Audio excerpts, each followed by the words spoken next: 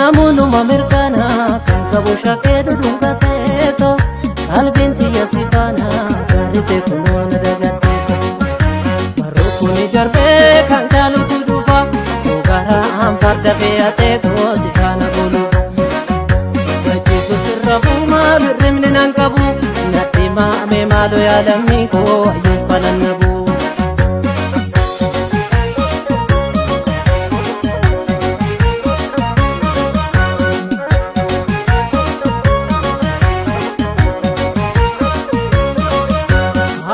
Bada benje kama kunjala duma more kama duka baya tu ya idle shaget miraki ya tunle arabana tata yo narge lalu dangai ije shage alkan kana nabdu da zau jana kalkani nan arabana tata yo narge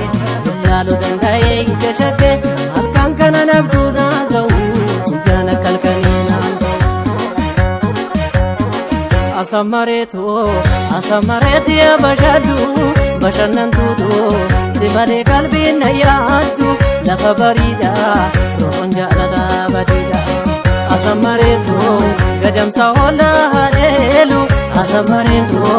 borofa jirbeen takaalee asamareetu gadi jaalala na hiite asamareetu obbayi galuu walaalee sirratti jigee qaama tokko taane waliin mararuu karuu gurraa jaalala mi'ooftu waliin amanuu sirratti jigee qaama tokko taane waliin mararuu karuu gurraa jaalala mi'ooftu waliin amanuu.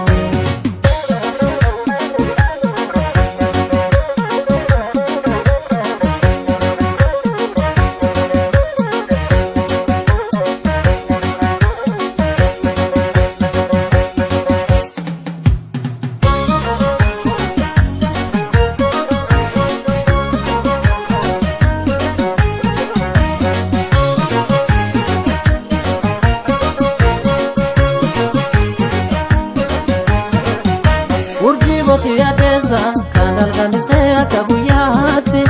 hambir mata dabeeto dukkani nyaatti kobummaatti namoonni mirkana kan qabu shakkee dhudhuungateeto qalbiin tiyya sifaana gaariite kunuun dagateeto marrookuni darbee kan jaalutu dhufa garaan farda fe'ateeto sifaana golufa gachiisu sirrafu maal hirribni nan qabu natti maame maaloo yaadamni koo ayyuu falannabu.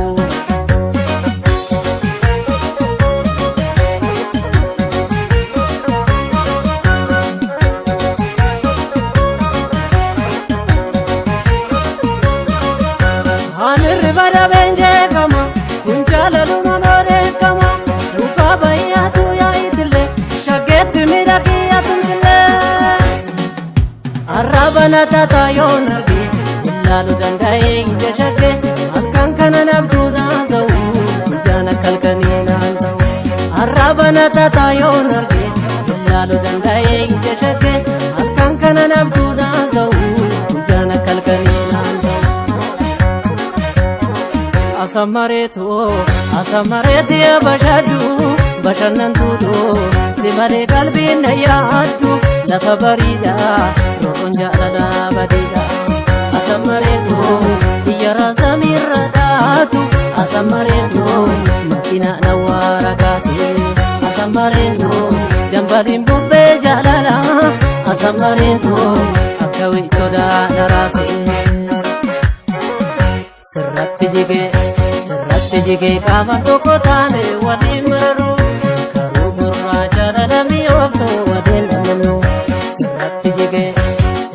jigee qaama tokko taane waliin mararuu.